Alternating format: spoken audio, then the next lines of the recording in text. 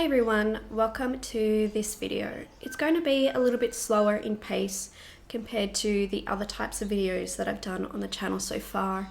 It's going to be a little paint with me style vlog where I just want to spend some time catching up with you, and I'd like to do these kinds of videos once a month just so you get to know a little bit more about me, as well as, give you some ideas into things that are happening behind the scenes in my art studio.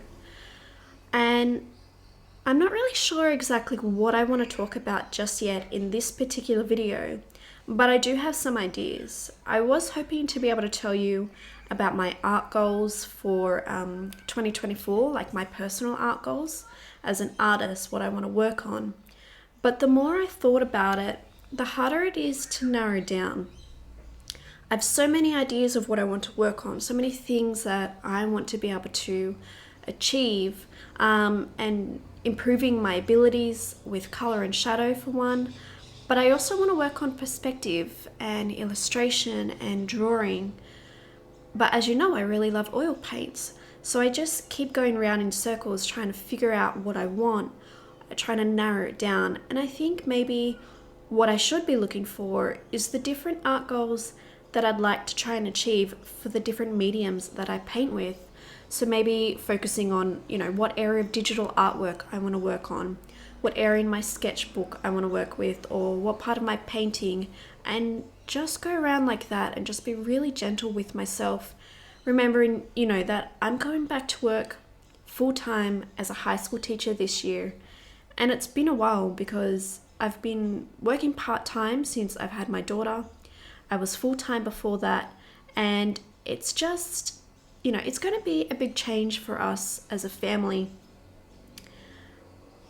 I've had my daughter spending that time with me that I haven't been at work, and it's been so beautiful, and I'm really going to miss that time with her. I was really fortunate at the end of 2022 that my mum was able to retire. She was also a teacher. So that meant that for 2023, I was able to spend those Wednesdays that I was off from work with my mum and my daughter. And it was just this beautiful experience of, 3 generations spending a beautiful time together. And we didn't do massive things. We just did everyday stuff that was centered around my daughter. So most of the time we went to the botanical gardens and we were feeding the ducks, or if the weather was a little bit nice, we were able to go to the beach. And she's not particularly fond of huge waves, but sandcastles. So we were able to do that. Other times it might have been, going to the shops. If it was particularly rainy weather, we just hang out at home. And it was really beautiful spending that time. And I think it was also a great way to transition her from spending that every Wednesday with me to spending it with my mum. So I want to be really sensible and gentle with myself, knowing that I'm going back to teach where I'll have 2 senior classes and a junior load, as well as where, I'll have a 3.5-year-old that, I want to be spending time with, and she's going to miss me and I'm going to miss her. So just being gentle with that transition there, because it is huge. I'll be missing having that family time with her.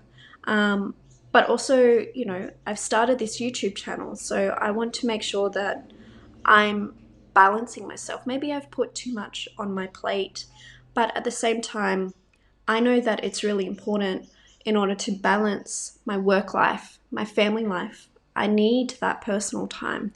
And so I'm not going to push myself. I'm going to be realistic, but I also know that I want this, and my family's really supportive, and I'm going to do it. And I want to take you on that journey with me.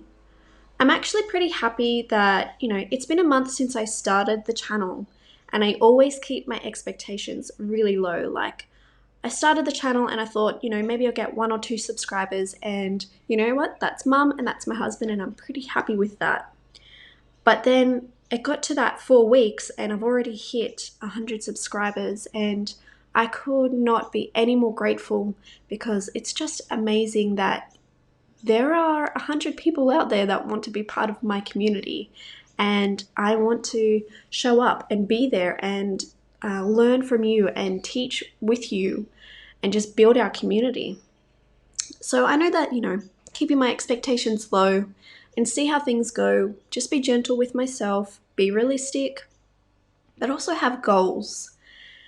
So getting back to what goals I want to try and work towards as an artist for 2024, I think I need a little bit more time to narrow it down. I know that I have these plans about what kind of videos I want to create over the course of the year. I actually downloaded one of those social media planners to try and help me figure it out, one of those free ones, and then I just ended up deleting all the content of it because it didn't work for me. And then I went through and every little slot that had the Tuesdays for the month, I went through and I wrote down these ideas of the different videos that I wanted. Of course, I did not pay attention to whether or not there was a date in those boxes. And then I ended up creating an idea for a video to be released every Tuesday if we had 5 weeks every month, which of course doesn't happen. So instead of having, 52 different videos, I ended up with something like 64. So that was great math on my side. So when I actually stopped and had a look at it and wrote it down into a different planner where I was just like listing them out, I was like, oh, this is not going to work. So I wanted to try and make sure that I was still mapping out particular, big holidays and ideas at the right time. So that meant maybe combining some. I also need to really, be honest and remember that there are going to be times when my work gets really busy, like assessment time, exam time, reports, and also family, of course. And knowing that there might be those weeks where I'm not creating tutorials. They might just be the style of paint with me vlog videos.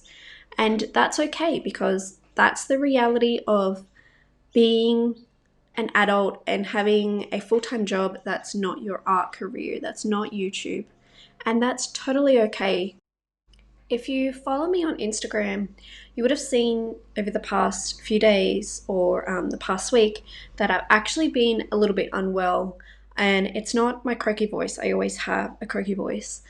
But I actually woke up one morning and my eye was really irritated. And we think it's probably like an allergic reaction. And I'll be going to the doctors soon. It's really hard to get appointments. So it's actually, my eye will be better by the time we go to the doctors, but we're still going anyway. But during that time, because my eye was so irritated, it also made it really sensitive to the light, which meant that I could not be in my art studio. Now, if you've seen the video where I take you on a little tour of my new setup, I've got that huge, beautiful window that gives so much light. The problem with having sensitivity in my eye when I'm sick is that I couldn't be in my art room, and I also couldn't spend a lot of time concentrating on drawing or painting. So even though I had my iPad and I was trying to do different things like trying to draw or trying to paint or trying to plan, I would just get really fatigued really quick, and the process to recover means that I need to rest my eyes, and that made me really, really bored. But during that time, I also spent so many hours watching YouTube, and I've watched so many different artists, and I love listening to their process and their way of getting through a painting or understanding the different concepts, which has also made it that much harder as a task to work out what goals I want to work on, because as a teacher, as my profession, professional development is so important. But that also means that as somebody who loves learning, it never ends, and it's really hard to narrow it down. There's just so much that I want to be able to achieve, and I'm not I'm not going to be able to do that in 1 year. So it's going to be, over years that I'll be learning all these different things.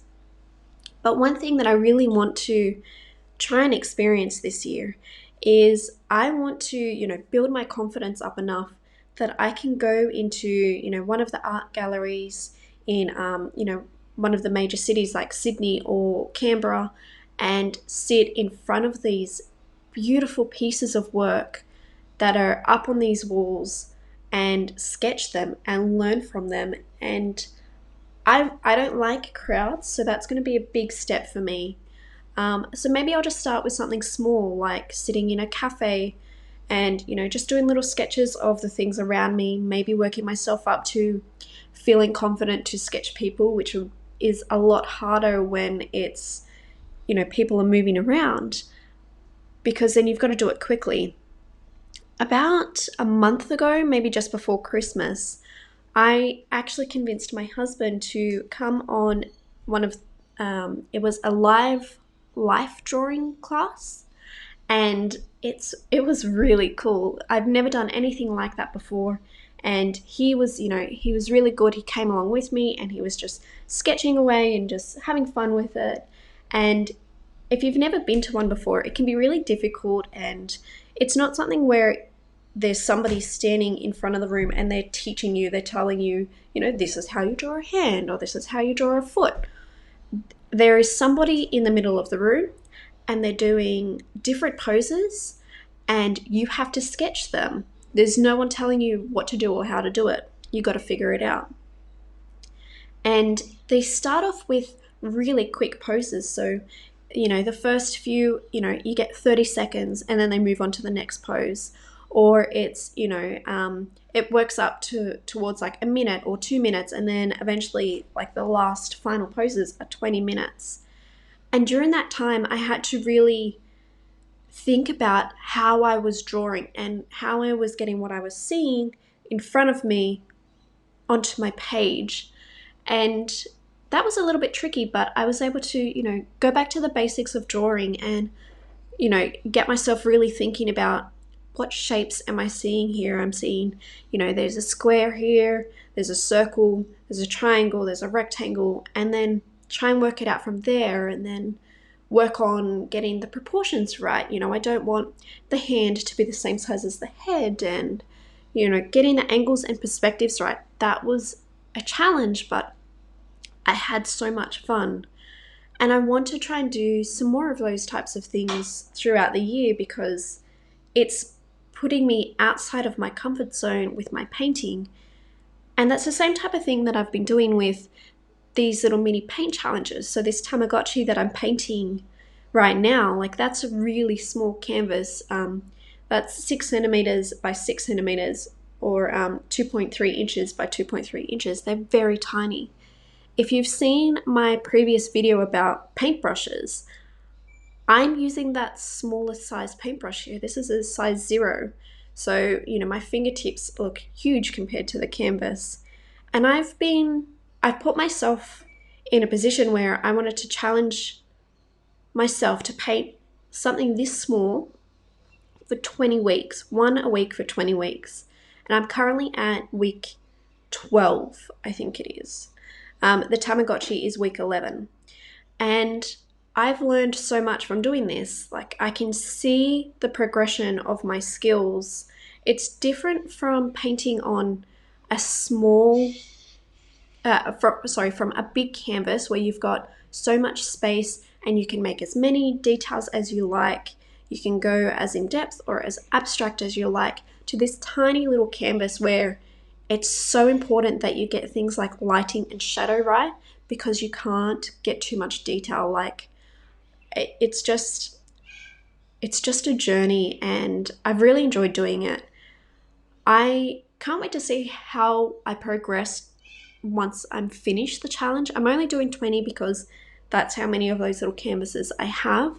I do have some more strips that I can cut up and prep, gesso, and prime, but I just haven't done that yet.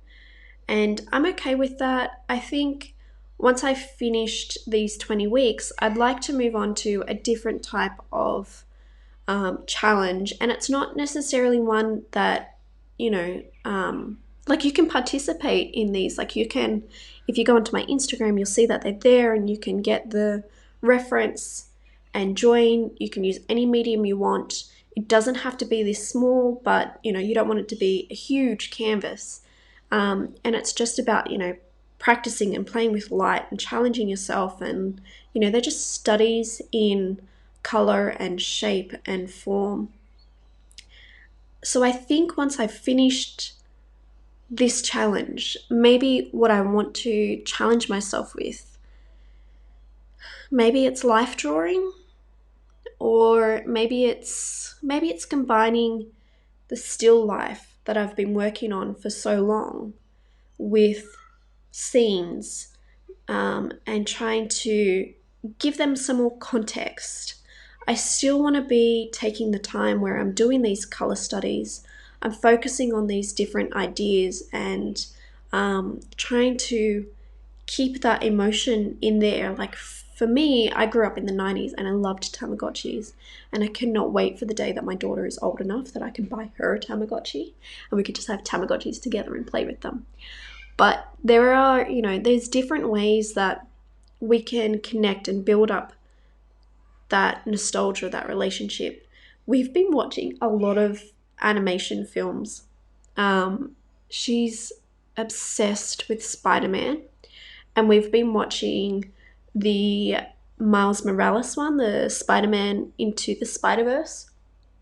I think we've watched it over the past 2 weeks, maybe twice a day. So, of course, we were getting, you know, a little bit bored with rewatching it, but also the illustrations in it are amazing. And every time I watch it, I'm just blown away by different little aspects of, you know, the style. So we have been trying to introduce her to different ones. So we started mistakenly with Tarzan. And I say mistakenly because the first 10 minutes of that film, she was bawling her eyes out. She was so sad. And she's at an age where she's starting to understand what she's seeing, but not quite. So when the parents died, or when the baby gorilla was killed, she was so upset. And we're like, it's okay, you know, it's part of life, these are things that happen. And then it cut to the scene where the parents of Tarzan are dead, and she's so upset. And I had to explain to her, this is what happens. They didn't survive, and things will be okay. Just watch the mama gorilla's gonna come. And then she turned around and she was just bawling her eyes out, and she was looking for comfort. And she goes, maybe they're just sleeping. And my heart broke because my husband and I were caught between this. Is it a point where we comfort her and say, oh yeah, maybe they are sleeping, or we actually teach her that, this is part of life, death is part of life? And we went down that avenue, and that was really hard, but she started to understand it, and so it made it a little bit easier. And then the next night, we finished watching Kiki's Delivery Service, which is a great film if you haven't seen it. I absolutely loved it. And then the night after that, we watched Spirit. And she struggled with that. There were bits of it that were just really sad, and, there were huge concepts that weren't shown in the film. It was suggested. So we didn't cover those. I'm not ready to have those history lessons with her just yet. And we'll get to that one day, just not on this day. We'll get there. But we were able to watch it. And as I'm watching it, my husband's going, oh, that'd be a really great scene to paint. And he's coming up with all these different ideas of different landscapes that he thinks that would be great for me to paint. And I think I will start doing those. There's been a YouTuber that I've been watching that did 100 scenes challenge. Alison Aletha Illustrations, I think that's how to pronounce it. Sorry if I got that wrong.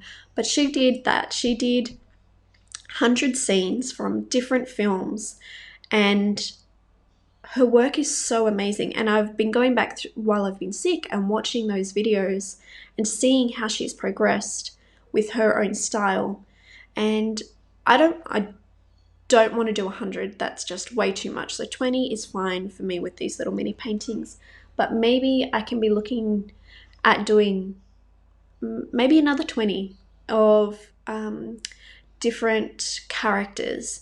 And I really love seeing the relationships between the characters and how their emotions evolve over time. There was one scene in Kiki's delivery service right at the beginning, and it's probably not one that people really pay attention to all that much, but I felt it. It was when Kiki's dad comes into her room because she's about to fly away to, start her training as a 13-year-old witch. And he lifts her up in the air and they're just cuddling because, he's sad that she's leaving. And that got me, and I want to maybe capture some of those moments and work on that and start creating cozy little scenes that are mixing together the still life that I've been doing that bring my family together with meals and the experiences that we have there. So we're coming to the end of this Paint With Me studio vlog, and the Tamagotchi is nearly finished, as you can see. I hope that, I know I've been rambling a bit and talking about different things and just trying to work out, once again, what my goals are for the year as an artist. And of course I've got, more ideas than when the video first started, but I'm also starting to narrow them down. I hope that you are also coming up with different ideas about what you want to work on, and I hope that you'll share them with me. Let me know what you are going to work on for 2024 as an artist, and let's start building so many ideas, and maybe they'll stretch over to 2025. I don't know. But I hope that you will follow along and we just get to spend more time together. I hope that you have a beautiful day and enjoy yourselves. Bye, guys.